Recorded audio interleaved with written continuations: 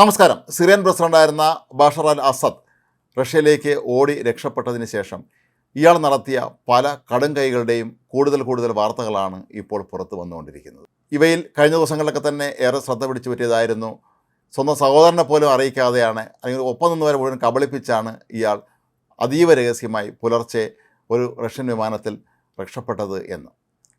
അതുപോലെ ഇപ്പോൾ പുറത്തു വരുന്ന മറ്റൊരു വാർത്ത, ടൺ കണക്കിന് നോട്ട് കെട്ടുകളാണ് ഇയാൾ റഷ്യയിൽ എത്തിച്ചതെന്നാണ്. അതും സിറിയയിൽ നിന്ന് രക്ഷപ്പെടുന്നതിനും വളരെ നാൾ മുമ്പ് തന്നെ. പല വിമാനങ്ങളിലായിട്ടാണ് ഇയാൾ ഈ നോട്ട് കെട്ടുകൾ റഷ്യയിലേക്ക് കൊണ്ടുപോയത് എന്നാണ് ഫിനാൻഷ്യൽ ടൈംസ് എന്ന അന്തർദേശീയ മാധ്യമം ഇപ്പോൾ റിപ്പോർട്ട് ചെയ്യുന്നത്. 2015 സിറിയയിൽ ആഭ്യന്തര കലാപം ഉണ്ടായപ്പോൾ അന്ന് സഹായിക്കാൻ എത്തിയത് റഷ്യയായിരുന്നു. തുടർന്ന് ഇരുവരും തമ്മിൽ വളരെ ദൃഢമായ ഒരു സൗഹൃദ ബന്ധം അവിടെ തുടങ്ങുകയായിരുന്നു. അങ്ങനെയാണ് അസദിന് മനസ്സിലായത്, പാശ്ചാത്യ രാജ്യങ്ങളെക്കാൾ തനിക്ക് പണം കൊള്ള ചെയ്തതെല്ലാം കൊണ്ടുപോയി സൂക്ഷിക്കാൻ പറ്റിയ സ്ഥലം റഷ്യയാണ് എന്ന്. അമേരിക്കയും മറ്റും സിറിയയുടെ മേൽ ഉപരോധങ്ങൾ ഏർപ്പെടുത്തിയിരുന്നു. സിറിയ മയക്കുമരുന്ന് വ്യാപാരവും അതുപോലെ ഇന്ധനമോഷണവും വരെ നടത്തുന്നുണ്ട് എന്നൊക്കെയായിരുന്നു അമേരിക്ക ആരോപിച്ചിരുന്നത്. ഇത്തരത്തിൽ സിറിയയുടെ മേൽ ഉപരോധം ഏർപ്പെടുത്തിയോടുകൂടി അമേരിക്കൻ ബാങ്കുകളിലെങ്ങും തന്നെ പൈസ നിക്ഷേപിക്കാൻ പറ്റാത്ത അവസ്ഥ വന്നിട്ടുണ്ട്. അതുകൊണ്ട് തന്നെ ആയിരിക്കാം ഒരുപക്ഷെ അസദ് റഷ്യയിലെ ധനകാര്യ സ്ഥാപനങ്ങളിലേക്ക് ഇവിടെ താൻ കട്ടെടുത്ത പണം മുഴുവൻ എത്തിച്ചത്. വിമാനങ്ങളിലും കപ്പലുകളിലുമായിട്ടാണ് ഇത് പല തവണയായി റഷ്യയിലേക്ക് കൊണ്ടുപോയത് എന്നാണ് ഫിനാൻഷ്യൽ ടൈംസ് പറയുന്നത്. 2018-നും 2019-നും ഇടയിൽ നിരവധി തവണ ഇത്തരത്തിൽ ടൺ കണക്കിന് നോട്ട് കെട്ടുകൾ, ടൺ കണക്കിന് എന്ന് തന്നെ പറയേണ്ടി വരും, കാരണം എത്രയോ ആയിരക്കണക്കിന് കോടി രൂപ വില വരുന്നതാണ് ഈ സിറിയൻ കറൻസികൾ. ഒപ്പം അമേരിക്കൻ ഡോളർ ഉണ്ടായിരുന്നു, അതുപോലെ പൗണ്ട് ഉണ്ടായിരുന്നു. അങ്ങനെ എല്ലാവിധ ഇയാളുടെ കൈവശമുണ്ടായിരുന്ന സമ്പാദ്യം മുഴുവൻ ഇത്തരത്തിൽ പണമായിട്ട് തന്നെ റഷ്യയിലെത്തിക്കുകയായിരുന്നു അസദ് ചെയ്തത്. നേരത്തെ തന്നെ അസദും കുടുംബവും മോസ്കോയിൽ 20-ലധികം അപ്പാർട്ട്മെൻറ്റുകൾ സ്വന്തമാക്കിയതായും റഷ്യയിലെമ്പാടും കോടിക്കണക്കിന് രൂപയുടെ വ്യവസായ സംരംഭങ്ങളിൽ പങ്കാളികളായതായും ഒക്കെ തന്നെ വാർത്തകൾ പുറത്തു വന്നിരുന്നു. ഇത്തരം വാർത്തകൾ ഒരിക്കലും കള്ളമാകാനും സാധ്യതയില്ല. അതല്ലെങ്കിൽ എങ്ങനെയാണ് ധൈര്യസമേതം ഇയാൾ റഷ്യയിലേക്ക് രക്ഷപ്പെട്ടത്?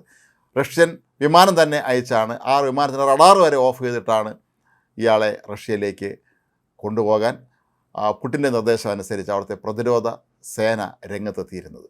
2018 തന്നെ സിറിയയുടെ വിദേശ നാണ്യ ശേഖരം മൊത്തമായി തീർന്നു എന്നാണ് പറയപ്പെടുന്നത്. പലപ്പോഴും വിദേശത്തേക്ക് കൊണ്ടുപോകുന്ന പണത്തിൻ്റെ കണക്ക് രേഖകളിൽ ഉണ്ടായിരുന്നത് അവിടെ ആയുധം വാങ്ങാനും മറ്റുമാണ് കൊണ്ടുപോകുന്നത് എന്നാണ്. എന്നാൽ അതെല്ലാം തന്നെ അസദിൻ്റെ സ്വകാര്യ നിക്ഷേപങ്ങളിലേക്കാണ് പോയിരുന്നത്. ഇത് പുടിൻ ഉൾപ്പെടെയുള്ള റഷ്യയിലെ പ്രമുഖരായ നേതാക്കളുടെ കൂടി സഹകരണത്തോടു കൂടിയാണ് ഇത് നടപ്പിലാക്കിയത് എന്നുള്ളത് ഉറപ്പാണ്. ഇവിടെ ശ്രദ്ധിക്കേണ്ട മറ്റൊരു പ്രധാനപ്പെട്ട കാര്യം കൂടിയുണ്ട്. അസദിൻ്റെ ഭാര്യയായ അസ്മ JP മോർഗൻ ഉൾപ്പെടെയുള്ള ലോകത്തെ വൻകിട ധനകാര്യ സ്ഥാപനങ്ങളിൽ വലിയ പദവികളിൽ ജോലി ചെയ്തിട്ടുള്ളൊരു വ്യക്തിയാണ്. അതുകൊണ്ട് തന്നെ അവർക്ക് അസദിന് കൃത്യമായി ഈ മോഷ്ടിച്ച പണം എങ്ങനെയാണ് ഇൻവെസ്റ്റ് ചെയ്യേണ്ടതെന്നും എങ്ങനെയാണ് പണം മറ്റൊരു രാജ്യത്തേക്ക് എത്തിക്കേണ്ടതെന്നുള്ളത് സംബന്ധിച്ചൊക്കെ വളരെ വ്യക്തമായ ധാരണയും അറിവുമുള്ള ഒരു വ്യക്തിയായിരുന്നു. അവരുടെ കൂടി ഉപദേശം അനുസരിച്ചായിരിക്കാം ഇത്തരത്തിൽ നോട്ട് കെട്ടുകളാക്കി തന്നെ റഷ്യയിലേക്ക് ഈ സ്വന്തം സമ്പാദ്യം മുഴുവൻ കടത്തിയത്. സ്വന്തം രാജ്യത്തെ ജനങ്ങൾ ഒരു നേരം ഭക്ഷണം കഴിക്കാൻ പോലും നിവർത്തിയില്ലാതെ നട്ടം തിരിയുന്ന സമയത്തായിരുന്നു ഈ ടൺ കണക്കിന് നോട്ട് കെട്ടുകൾ ഇയാളും സംഘവും ചേർന്ന് റഷ്യയിലെത്തിച്ചത്. ഇതിലും വിചിത്രമായ മറ്റൊരു കാര്യം, ഒരു വിദേശ രാജ്യത്ത് നിന്ന് റഷ്യയിലേക്ക് ഇത്രയധികം പണം എത്തുമ്പോൾ അതെങ്ങനെയൊക്കെയാണ് അവിടെ വിനിയോഗിച്ചത് എന്നുള്ളത് സംബന്ധിച്ച യാതൊരു കണക്കോ രേഖകളോ റഷ്യൻ അധികൃതരുടെ കൈവശവും ഇല്ല എന്നാണ് അവർ പറയുന്നത്. ഇതിൻ്റെ പിന്നിൽ തീർച്ചയായും പുടിനും സംഘവും തന്നെ ആയിരുന്നിരിക്കാം. ഉന്നതങ്ങളിൽ നിന്നുള്ള നിർദ്ദേശം അനുസരിച്ച് തന്നെയായിരിക്കും ഇത് സംബന്ധിച്ച് യാതൊരു തരത്തിലുള്ള രേഖകളും അവർ ചെയ്യാതെയും ഇരുന്നത്. പണം കെട്ടുകണക്കിന് കൊണ്ടുവന്ന് ഓരോ ബാങ്കുകളിൽ നിക്ഷേപിക്കുകയും അതുപോലെ വൻതോതിലുള്ള നിക്ഷേപങ്ങൾ നടത്തുകയും ചെയ്യുന്ന ഒരു വ്യക്തിയെ സംബന്ധിച്ച്, അല്ലെങ്കിൽ ഒരു കുടുംബത്തെ സംബന്ധിച്ച് അവർക്ക് ഇതൊക്കെ എങ്ങനെയാണ് തട്ടിപ്പിലൂടെ നടപ്പിലാക്കേണ്ടതെന്ന് വളരെ വ്യക്തമായി അറിയായിരുന്നു. വർഷങ്ങൾ കൊണ്ട് തന്നെയാണ് ഇതെല്ലാം ചെയ്തെടുത്തത്. പതിറ്റാണ്ടുകളായി റഷ്യയുമായി തുടരുന്ന ചങ്ങാത്തം തന്നെയാണ് അസദിന് തുണയായി മാറിയത്. തന്നെ ഒരിക്കലും റഷ്യ വഞ്ചിക്കില്ല, അതല്ലെങ്കിൽ തന്നെ സ്വീകരിക്കാതിരിക്കില്ല എന്ന് വ്യക്തമായിട്ട് അറിയാമായിരുന്നു. കാരണം തങ്ങളുടെ രാജ്യത്ത് ഇത്രയധികം നിക്ഷേപം നടത്തിയ ഒരു വ്യക്തി കൂടിയാണ്, ഒരു എൻ്റർപ്രണർ കൂടിയാണ് അസദ് എന്നുള്ളത് റഷ്യൻ അധികൃതരെ സംബന്ധിച്ച് വളരെ പ്രധാനപ്പെട്ട ഒരു കാര്യമാണ്. തങ്ങളുടെ രാജ്യത്തേക്ക് മറ്റു രാജ്യത്ത് നിന്ന് പതിനായിരക്കണക്കിന് കോടി രൂപയുടെ നിക്ഷേപം എത്തുന്നത് ആരാണ്, അല്ലെങ്കിൽ ഏത് ഭരണാധികാരിയാണ് ഇഷ്ടപ്പെടാതിരിക്കുന്നത്? അതുകൊണ്ട് തന്നെയായിരിക്കാം ഇയാൾക്ക് ഇതിനു വേണ്ടുന്ന എല്ലാ സഹായങ്ങളും ചെയ്തു കൊടുത്തത്. സിറിയയുടെ വ്യോമസേനയും നാവികസേനയും എല്ലാം, കപ്പലുകളും വിമാനങ്ങളും എല്ലാം ഇയാളുടെ പണം കടത്തുന്നതിന് വേണ്ടി തന്നെയാണ് ഉപയോഗിച്ചിരുന്നത് എന്നാണ് പറയപ്പെടുന്നത്. രേഖകളിലൊക്കെ പണം കൊണ്ടുപോകുന്നത് മറ്റ് പ്രതിരോധ ആവശ്യങ്ങൾക്കാണ് എന്ന് പറയുമ്പോഴും അതെല്ലാം സ്വന്തം നിക്ഷേപത്തിന് കൂട്ടാൻ വേണ്ടിയാണ് ഇയാൾ ചെയ്തിരുന്നത്. 2015 മുതൽ തന്നെ റഷ്യയിലേക്ക് ഇത്തരത്തിലുള്ള വലിയ തുകകൾ കൊണ്ടുപോകാൻ റഷ്യൻ സെൻട്രൽ ബാങ്കിൻ്റെ, അതായത് നമ്മുടെ റിസർവ് ബാങ്കിന് സമാനമായ സിറിയയിലെ സിറിയൻ സെൻട്രൽ ബാങ്കിൻ്റെ ഗവർണറും അവിടുത്തെ ഉന്നത ഉദ്യോഗസ്ഥന്മാരും വരെ ഇയാൾക്ക് കൂട്ടുനിന്നിരുന്നു എന്നാണ് പറയപ്പെടുന്നത്.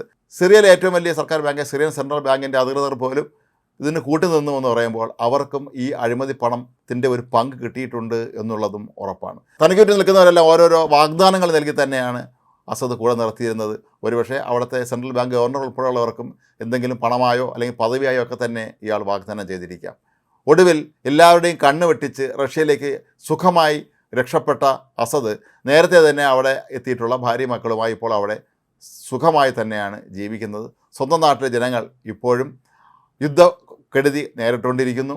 അവിടെ പട്ടിണിയാണ്, പണമില്ല, ഒന്നുമില്ലാത്തൊരവസ്ഥയിലും മുൻ പ്രസിഡന്റ് അങ്ങേയറ്റം അടിപൊളിയായി തന്നെ അത്യാഡംബര ഫ്ലാറ്റുകളിൽ റഷ്യയിൽ ഇപ്പോഴും ജീവിക്കുകയാണ്. എന്നാലും ലോകത്ത് ഒരു ഭരണാധികാരിയും ഇത്രയും മോശമായ രീതിയിൽ, അതായത് നോട്ടുകെട്ടുകൾ, ടൺ കണക്കിന് നോട്ടുകെട്ടുകളുമായി ഒരിക്കലും വിദേശ രാജ്യത്തേക്ക് രക്ഷപ്പെട്ട ചരിത്രം നമ്മൾ പൊതുവെ കേട്ടിട്ടില്ല. എങ്കിലും നേരത്തെയൊക്കെ മഹാനായ നേതാവ് എന്നറിയപ്പെട്ടിരുന്ന അസദിൻ്റെ യഥാർത്ഥ മുഖം എന്താണെന്ന് ഇപ്പോൾ മനസ്സിലാക്കിയിരിക്കുന്നു ജനങ്ങൾ. ഒപ്പം ഭാര്യയുടെ വിദഗ്ധോപദേശം കൂടെ കിട്ടിയപ്പോൾ പണം കടത്താനും അയാൾ എളുപ്പവഴികൾ തന്നെ കണ്ടുപിടിക്കുകയും ചെയ്തിട്ടുണ്ട്.